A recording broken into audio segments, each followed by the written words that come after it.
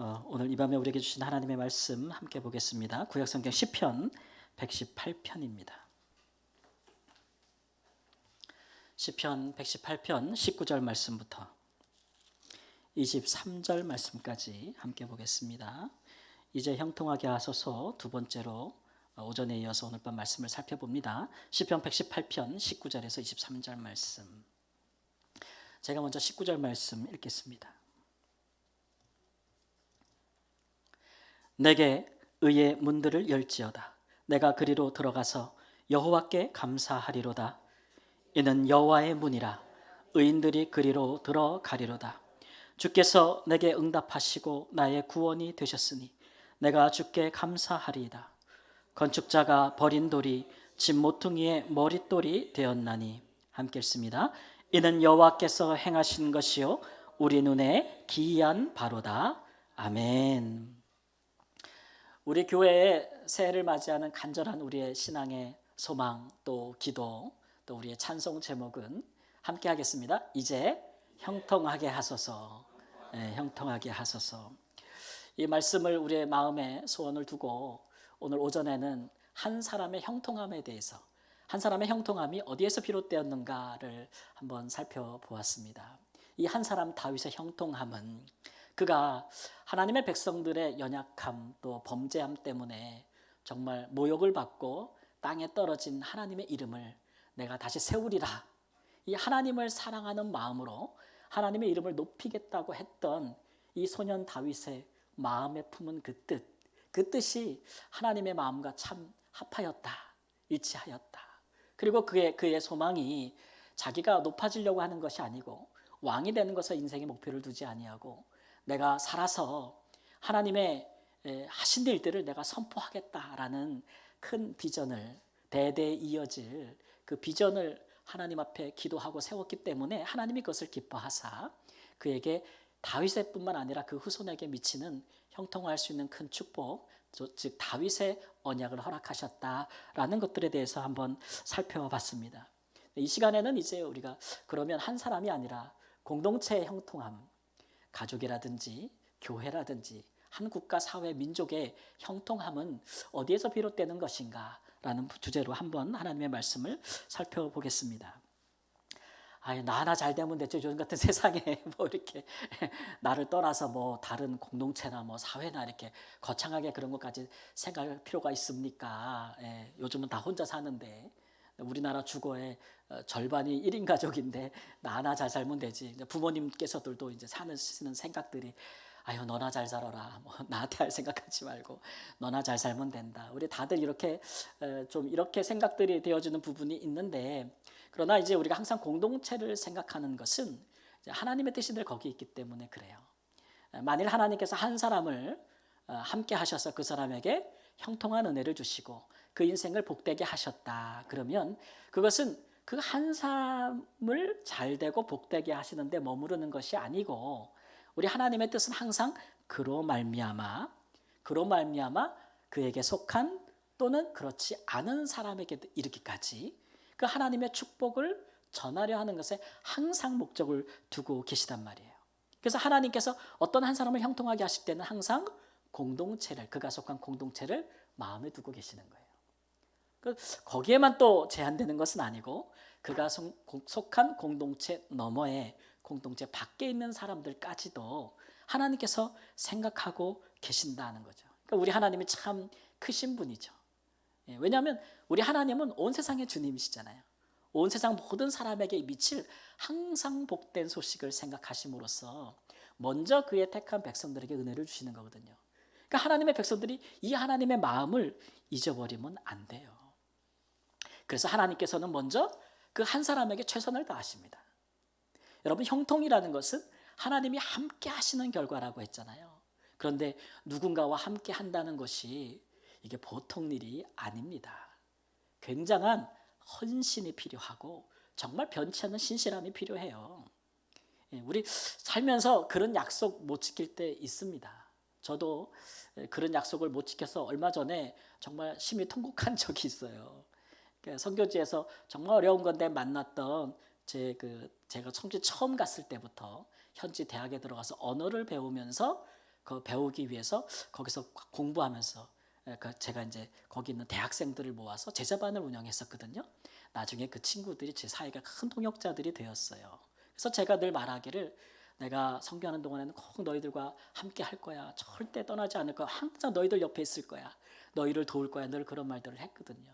근데 제가 잠시 한국에 온 사이에 재작년에 제가 아끼던 사랑하는 그 청년이 동역자가 갑작스럽게 그냥 한 달 만에 그냥 사망을 했어요. 구강암부터 해서 식도암부터 해가지고 막 그렇게 했는데 뭐 말라위에 병원이 제대로 있나요? 그러니까 제대로 진단도 못하고 뭐 처방도 내릴 새도 없이 제가 소식을 들었을 때에는 이미 이미 죽었다, 이미 죽기 직전이다 이런 얘기를 들어서 장례도 참석을 하지 못하고 소식을 듣고 제가 제 후배 선교사님과 통화하면서 얼마나 울었는지 몰라요. 근데 참 내가 하나님이 데려가시는 거니까. 근데 이제 한편으로는 내가 끝까지 옆에 있어주지 못했다는 생각. 그래도 내가 옆에 있어주면 내가 어떻게 해서든지 이리저리 기도도 하고 뛰어다니면서 말라에서 가장 좋은 병원이라도 아니면 인근 국가라도 내가 데리고 갔을 텐데 그걸 알지 못했구나. 그런 마음에 너무 좀 마음이 힘들고 슬펐던 생각이 나네요.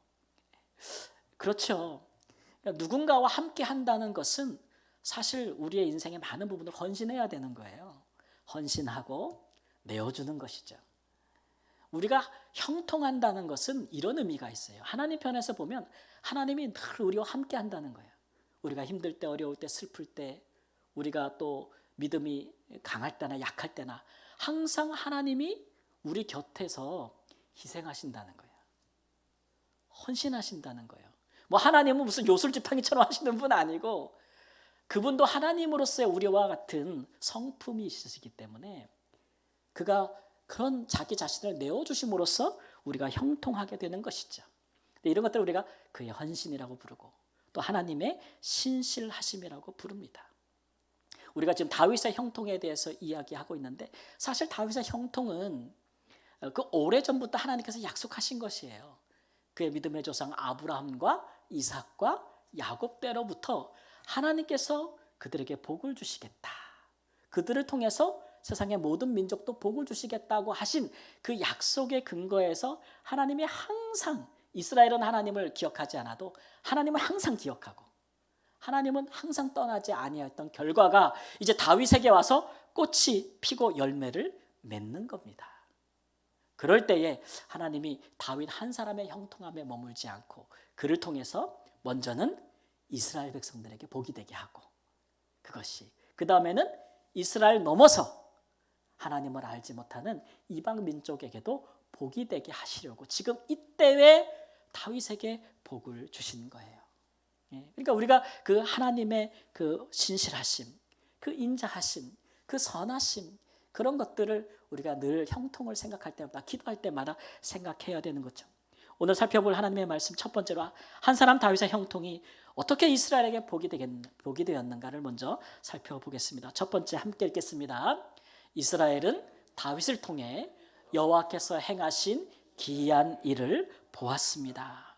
오늘 말씀에 우리가 읽은 본문은 오전에 말씀드렸듯이 일종의 거대한 찬송인데 왕과 백성과 제사장들이 성전으로 올라가면서 부르는 찬송이라고 했는데 우리가 읽은 본문은 백성들이 순례자들이 특별한 날을 맞이하여 성전에 올라가면서 부르는 노래인데 그 부르는 노래가 이렇게 하는 거죠. 여호와께서 행하신 기이한 일을 보라. 기이한 일을 보라 이렇게 하는 거예요.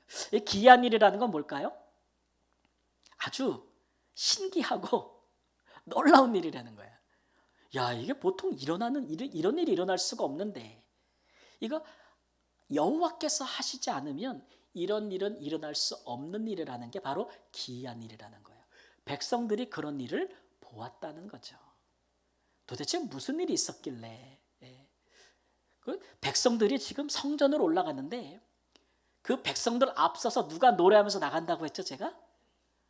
왕이 백성들 앞에서 막 춤추며 노래하며 나가는 것을 백성들이 보고 있는 거예요. 그러면서 그들이 생각하는 기이한 일이라는 것은 하나님께서 다윗을 통해서 행하신 일이죠. 오늘 말씀해 보니까 건축자가 버린 돌이 집 모퉁이의 머릿돌이 되었다. 이런 말로도 이거 예수님께서도 자신을 가리켜 하신 말씀인데, 본래는 처음은 다윗을 향하여 기록된 말씀이죠. 다윗은 사람들이 쓸모없다고 버린 돌과 같았다. 근데 하나님께서 그렇게 가져다가 하나님의 집을 세우는 귀한 성전의 모퉁이 돌로 삼으셨다 이거예요. 그래서 이게 참 어떻게 이런 일이 있을 수 있지? 라고 한다는 것이죠. 여러분, 누가 다윗을 주목하여 봤겠습니까? 다윗은 이스라엘 중에서도 아주 작은 마을 베들레헴에 있는 이새라는 자의 막내 아들이잖아요. 그 가족과 형제 중에서도 귀히 여김을 받지 못했어요. 그래서 다른 형제들이 다 사무엘 선지자 앞에 와서 그 모습을 보이고 축복을 받기를 원할 때, 제사 드릴 때에도 다윗은 그 중에 끼지도 못했어요. 끼지도 못했어요. 근데 그 다윗을 누가 보셨어요? 하나님이 보셨어요. 우리 하나님은 용모와 신장 이런 거 안 보거든요. 할렐루야. 저 이 말씀이 제일 좋아요, 성경에서. 제일 좋아요. 하나님 뭐를 봐요? 중심을 본다. 하나님은 다윗의 중심을 봤죠. 그래서 선지자 사무엘을 통해서 다윗을 왕으로 기름을 부으셨습니다. 이 양치기 소년을 이스라엘 가운데 높이시고 군대 장관을 삼으신 분도 하나님이세요. 그리고 그가 사울에게 쫓겨다니면서 생명이 오락가락할 때에도 그 생명을 보존해 주신 분도 하나님이시죠. 마침내 하나님을 버리고 교만했던 사울은 몰락하고 하나님께서 겸손한 다윗을 세워서 이스라엘의 가장 이상적인 왕으로 삼으셨습니다. 그래서 이후로 이스라엘 모든 왕들은 다윗을 기준으로 해서 평가가 받는 거예요. 제가 사실 어릴 때 참 노래를 잘했어요. 그래서 전국 노래 자랑은 못 나갔지만 저희 도에서 막 노래 자랑마다 많이 다녔어요. 그때는 목소리가 개꼬리 같았어요. 근데 중학교 때 웅변하면서 많이 망가진 거지. 근데 이제 그 음악 시간이 되면 선생님께서 그러셨어요. 시험 기간에 강원아 나와. 그래서 노래 하나 불러. 그래서 제가 노래를 막 불러요. 그러면 이거 100점 이걸 기준으로 해서 그 다음부터 나와서 한 소절씩 부른다. 그래서 점수를 매겼다고. 제가 그랬던 적이 있었답니다. 그런데 다윗이 그랬다는 거예요. 다윗이 하나님 앞에서 행한 그 정직함과 그 성실함, 그것이 이후에 오는 모든 이스라엘 왕들을 평가하는 기준이 되었어요. 어떻게 다윗이 이런 사람이 될 수 있었어요? 아무도 그를 귀히 보지 아니하였는데 하나님이 그를 데려다가 그렇게 쓰신 거예요. 그러니까 다윗의 형통한 스토리는 어떻게 보면 이건 하나님의 스토리예요. 하나님의 구원 스토리죠.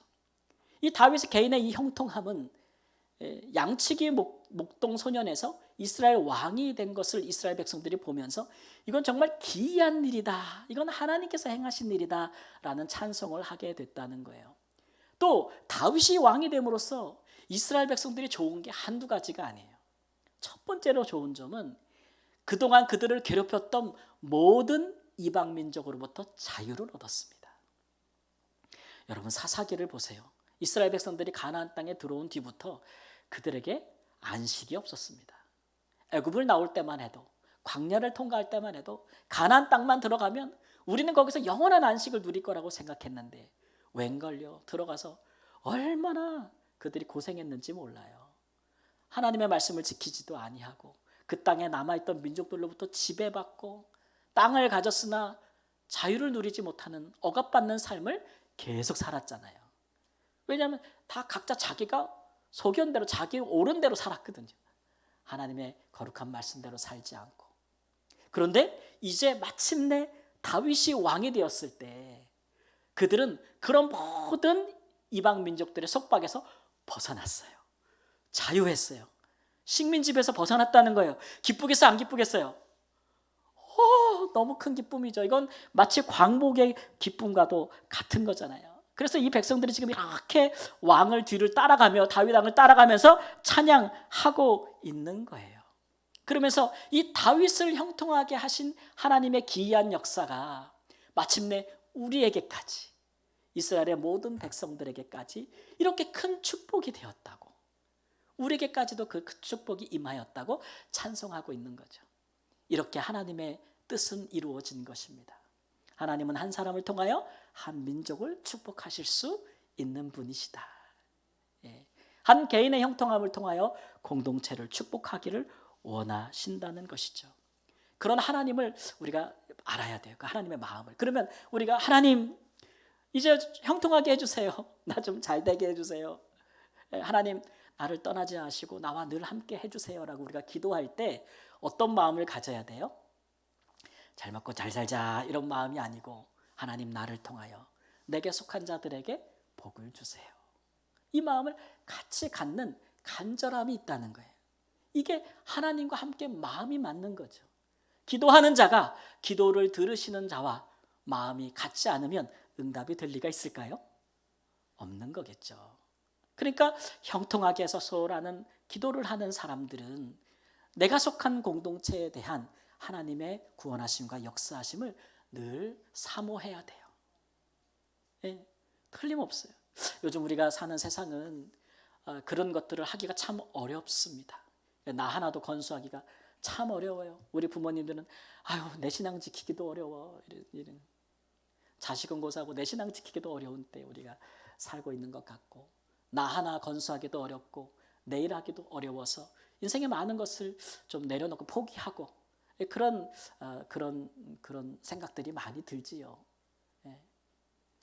그래서 그런 것들을 행할 수 있는 여유나 능력이나 그런 것을 할 수 있는 그런 여건도 되지 않으니까 우리가 우리 가정을 또 자녀를 잘 키워서 하나님의 귀한 사람으로 만들겠다 이런 생각도 잘 못하고 우리의 가정을 아주 믿음의 하나님이 축복하시는 믿음의 귀한 가정으로 만들겠다. 그건 옛날에 있었던 소원이 돼버렸고 지금은 다 어디다 묻어버렸어. 땅에다 땅 파고. 그죠? 내가 하는 모든 일을 통해서 내가 정말 하나님의 크신 영광을 좀 드러내겠다. 하나님의 이름을 좀 높이겠다. 그런 마음의 간절한 비전들도 우리가 잊어버린 지 오래되지 않았나 그런 생각이 들고 그런 거 할 수 있는 여력이 없습니다. 그런 거 할 수 있는 수단도 없습니다. 여건도 안 됩니다. 이제 그런 생각들이 많이 드는 환경에 우리가 참 살고 있어요. 근데 언제까지나 우리가 환경을 탓할 것은 아니고 가만히 생각해 보면서 사실 가장 중요한 건 환경이나 여건이 문제가 아니고 누구 때문에도 아니에요. 남편 때문에 못해요. 왼수 같은 남편 때문에. 그것도 아니고 누구 때문에 안 돼요. 그럴 것도 아니고 사실은 내가 하나님과 형통하면 되는 거예요. 하나님이 나와 함께 하시면 그런 역사는 자연적으로 이루어지는 거예요. 그러니까 언제나 하나님 앞에서 내 문제죠. 언제나 하나님 앞에서 내 문제예요. 하나님 이래서 안 돼요. 저래서 안 돼요. 이렇게 하나님 아시죠 할 것이 아니고 그냥 내가 지금 하나님의 마음을 품고 하나님과 함께 살겠고 하나님을 높이겠고 하나님이 하신 일들을 자랑하겠고 나를 통해서 하나님께서 내게 속한 자들을 축복하실 원하시는 그 하나님의 마음을 따라서 내가 주님과 함께 하겠다는 마음으로 기도하면서 살면 그게 형통함의 시작인 줄을 믿습니다. 마땅히 여러분 하나님의 백성들이 누려야 할 복에서 물러나지 마십시오. 마땅히 우리가 하나님 앞에서 기도해서 얻어야 할 것들에 대해서 포기하지 마세요. 그 어떠한 것도 포기하지 마세요. 내려놓지 마십시오. 주님이 함께 하시면 그 모든 것들을 통하여 우리 자신뿐만 아니라 우리에게 속한 모든 사람들을 우리로 더불어 함께 복 주시는 큰 은혜가 있을 줄을 주 예수의 이름으로 축원합니다. 두 번째는 한 사람의 다윗의 형통이 어떻게 이제는 이스라엘을 넘어서서 열방에 복이 되었는가도 한번 살펴보겠습니다. 두 번째 말씀 읽겠습니다. 열방은 이스라엘을 통해 여호와의 영광과 공의를 보았습니다. 다윗이 왕이 될 때에 그 전까지는 이스라엘은 그 고대 근동의 아주 그 약소국이었어요. 다른 민족이 수에 칠 만한 가치도 없고 그 수도 적고 세력도 약한 늘 이방 민족에게 억눌림을 당하는 그런 동네 북 같은 그런 나라였거든요. 그런데 다윗이 되니까 하나님이 다윗과 함께 하시니 그 다윗의 형통함이 그 이스라엘의 형통함이 되었고 그들은 굉장히 강성해졌죠. 이제 이방 민족들이 누구나 이스라엘로 찾아오는 거예요. 그들의 형통함이 그들의 그 번영이 어디에서 비롯된 것인가 살펴보기 위해서 오는 것이죠. 이스라엘 백성들이 이렇게 올 때에 그들은 이스라엘에 와서 이방인들이 올 때 두 가지를 보았습니다. 하나는 딱 이스라엘에 오면, 예루살렘에 오면 뭘 보냐 하면 성전을 보게 되는 것이죠. 예루살렘 성전. 다윗이 기도하고 준비하고 사모하고 그 아들 솔로몬이 세운 성전을 먼저 보게 되는 거예요.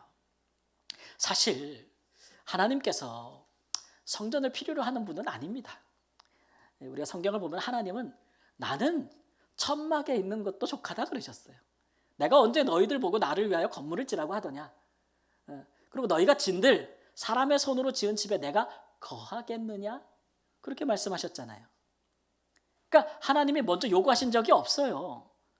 하나님은 집이 필요 없거든요. 우리가 흔히 얘기하는 하나님은 무소부재하시다. 사자성어 하나 나왔어요. 무소부재하시다. 아니 계신 곳이 없다. 예.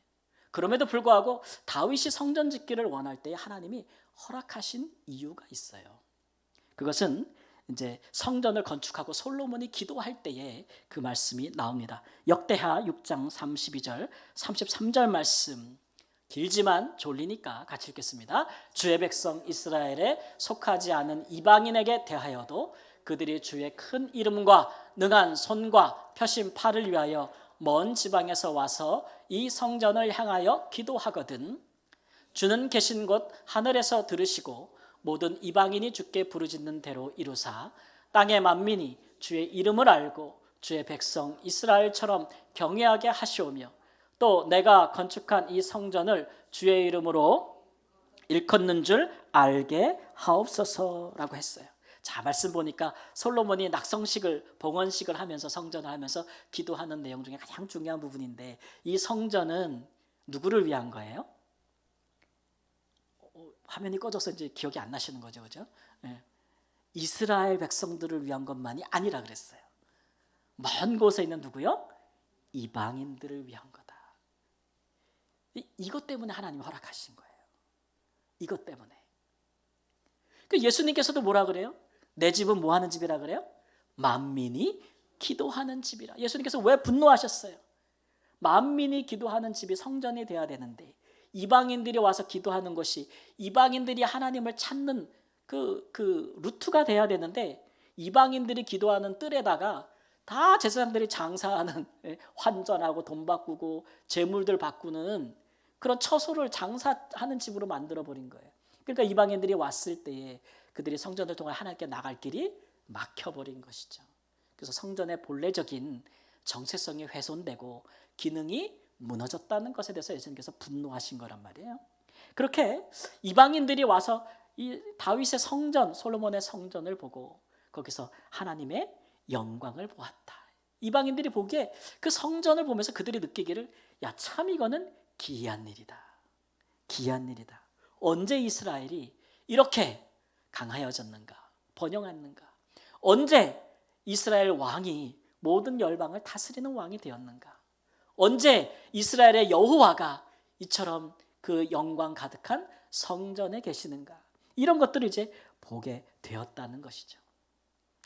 또 하나 이방인들이 예루살렘에 왔을 때 그들이 보게 된 것 또 하나는 바로 율법입니다. 율법. 법이죠.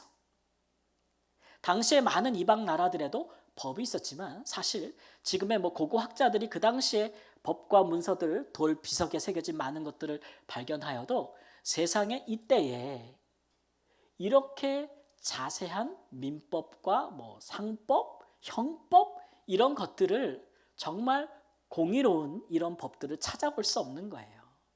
왜냐하면 이 법은 사람이 만든 게 아니에요. 사람의 역사대로 만들 것 같으면 항상 후대에나 나오는 법들인데 이스라엘 백성들은 아주 일찍이 이 법을 가졌어요. 왜 이런 법을 가질 수 있었을까요? 하나님이 천사를 통하여 모세에게 주셨어요. 그렇기 때문에 이 율법은 그 나라 어떤 나라와 민족의 당시의 법에 비교해봐도 정말 공의롭고 지혜롭고 지식이 있는 법이었어요. 신명기 4장 6절 말씀 보면은 여러 민족 앞에서 이것이 너희의 지혜요 지식이라 이렇게 말씀하셔요. 너는 지켜 행하라. 이것이 여러 민족 앞에서 너희의 지혜요 너희의 지식이라 이렇게 말씀하셨고 4장 8절 말씀 가보면 오늘 내가 너희에게 선포하는 이 율법과 같이 그 규례와 법도가 공의로운 큰 나라가 어디 있느냐 이렇게 말씀했어요. 이런 법을 받은 민족이 없다는 거예요. 근데 이스라엘 백성들이 이런 법을 받았는데 중요한 거는 이게 이스라엘에게 복이 될 수도 있고 이게 이스라엘에게 저주가 될 수 있는 거예요. 이 법을 잘 지키면 뭐가 돼요? 복이 되고, 만일 안 지키면, 못 지키면 저주가 되는 거예요. 그러니까 이게 뜨거운 감자예요, 이스라엘 백성들에게 있어서. 그래서 이 법을 잘 지킨 왕이 별로 없어요. 근데 정말 이 율법대로 이스라엘 사회를 공의롭고 공평한 나라로 만든, 정의로운 나라로 통치한 사람이 누구예요? 다윗이었다. 그래서 이방 민족들이 이스라엘에 왔을 때, 다윗이 통치 기간에 왔을 때 그들이 본 것은 이스라엘 사회가 굉장한 공의로운 법에 의해서 통치되어지는 다른 나라와 비교할 수 없는 나라라는 것을 보았다는 것이죠. 그게 기이하다라고 생각했다는 거예요. 기이하다. 네. 그래서 하나님의 이런 영광과 그의 공의로움이, 정의로움이 이스라엘을 넘어서 이방 나라에까지 미치도록 하나님께서 다윗을 통해 역사하셨다는 것을 우리에게 보여주고 있는 겁니다. 한 사람이 그 사람에게 속한 공동체에게 축복이 되고, 그 공동체가 축복을 받으면 그 공동체 밖에 있는 사람에게도 복이 되는 줄 믿습니다. 하나님, 그걸 우리가 이제 선교라고 부르는 거예요. 하나님은 그런 일들을 기뻐하세요. 교회가 복을 받으면, 교회가 은혜가 있고 사랑이 넘치고 부흥하는 역사가 있고 성령님이 역사하시고 말씀이 충만하면 그 교회를 통하여 하나님 원하시는 것은 교회 밖에 지역에 있는 사람들에게, 그들에게 그 축복과 은혜가 흘러넘치고 그 사랑이 넘치기를 원하시는 거예요. 하나님께서 우리만의 천국 하나님이 절대 원하시는 거 아닙니다. 제가 복음을 전하는 한 분이신데 몇 달 됐는데 선뜻 이게 안 오시네요. 근데 그분이 며칠 전에 저한테 전화가 왔어요. 그래가지고 저는 아직 아닌데 제가 소개해 줄 사람이 있어요. 그래서 전화가 오셨어요. 그래서 아직 아니세요? 그러니까 저는 아직 덜 익었고, 근데 꼭 제가 이분을 어떻게 일하다가 만났는데 이분은 꼭 목사님과 교회가 도와줬으면 좋겠어요. 그러면서 소개해 주셔서 이렇게 이름과 연락처 주시고 주소를 주셨는데, 그분 얘기 사정을 들어보니까 대장암으로 굉장히 힘들어 하시는 상황에 병원 치료를 받으시는데 이제 고독하게 홀로 사시더라고요. 저희 교회 가까이 살아요. 그리고 이제 사람들과 관계도 끊고, 그래서 그분이 보실 때 언제 돌아가셔도 돌아가실 수도 있는 분인데 자기는 도울 수가 없는데 왠지 목사님한테 얘기하면 뭔가 방법이 있을 것 같대요. 그래서 제가 지금 계속 접촉을 시도하고 있는데 이분도 잘 이제 제가 다가가니까 용기를 잘 못 내고 계세요. 근데 계속 두드리면 열리겠죠? 근데 제가 이제 그걸 받으면서 이분은 아직 아니구나. 그런데 그분이 그렇게 소개시켜 주는데 참 그 마음이 참 귀하다는 생각이 들고, 또 하나님이 우리 교회를 참 사랑하시는구나라는 생각이 들어요. 우리 교회 주변에 가까운 곳에 그런 꼭 사랑과 도움이 필요한 분이 있는데 우리 교회가 그런 분들에게 사랑을 전하고 도울 수 있다면 하나님이 얼마나 기뻐하시는 일일까요? 우리가 조금만 관심을 가지고 우리 주변을 돌아보면 그렇게 하나님의 사랑이 우리를 통해 전달될 사람들이 많습니다. 제가 늘 얘기하지만 우리 가운데 가장 큰 질병은 뭐냐면, 이 고침받아야 될 질병은 무관심이에요. 서로에 대해서 무관심한 거예요. 서로에 대해서 무관심. 우리는 교회 안만 생각하지 않고 교회 밖에 임할 하나님의 나라를 바라보는 사람들입니다. 하나님의 마음이 거기에 있어요. 그러니까 우리가 주께 형통함을 구할 때는 반드시 그걸 구해야 돼요. 내 가족의 형통함을 구할 때는 내 가족을 넘어서서 다른 가족에게, 나의 사업의 형통함을 구할 때는 내 사업을 넘어서서 함께하는 다른 사람의 사업까지 함께 구하는, 우리 교회의 축복을 위해서 구할 때는 이 지역에 그 축복이 미치도록 하나님의 나라가 임하도록, 우리 나라를 위하여 기도할 때는 다른 나라들에 이르기까지 하나님의 사랑과 평화가 임하도록 항상 기도하는 마음들, 그런 마음들이 하나님 앞에서 우리의 기도가 들으실 만하고 받으실 만하며 응답하실 만한 그런 것들이라는 거죠.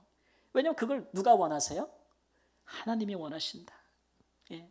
그래서 우리가 이제 형통하게 하소서라는 기도 제목을 가지고 또 찬송을 부르며 나아가는데 새해를 우리가 이 하나님의 마음을 놓치면 안 되겠습니다. 사랑하는 성도 여러분, 형통은 하나님의 신실하신 우리를 향한 헌신과 희생으로서 이루어지는 일입니다. 하나님께서 그렇게 우리를 위하여 자기를 내어주신다면 그것은 우리를 통해서 하나님께서 이루고 싶은 하나님의 뜻이 있기 때문에 그런 일이죠. 우리를 넘어서서 사랑하는 우리가 속한 공동체, 가정, 교회, 사회, 또 우리 이웃들, 우리의 동료들, 그런 사람들에게 그런 말을 들었으면 좋겠어요. 정말 아빠가 하나님을 믿고 하나님과 함께 동행하니까 아빠가 내 아빠여서 너무 좋아. 엄마가 나를 위해서 기도하고 나를 사랑해주고 그래서 하나님이 내 삶에 역사하시니까 엄마가 하나님과 함께 동행하는 사람이어서 나는 너무너무 좋아. 저는 뭘까요? 저는 저로서는 이런 거죠. 강 목사님이 우리 교회 목사님이어서 저희는 너무 감사합니다. 이런 소리 들으면 좀 좋겠어요. 목사님 아니어도 뭐 이러면 제가 있을 이유가 없잖아요. 우리 다 그런 거잖아요. 야, 네가 내 친구여서. 친구는 세상 친구들은 많은데 예수님을 믿고 따르는 네가 내 친구여서 나 정말 좋다. 이런 고백들을 우리가 그게 하나님께 영광이 되지 않겠어요? 그런 것들을 위해서 그렇게 열심으로 부르짖으면서 형통하기를 구하시는 은혜가 있기를 주님의 이름으로 축원합니다. 아멘.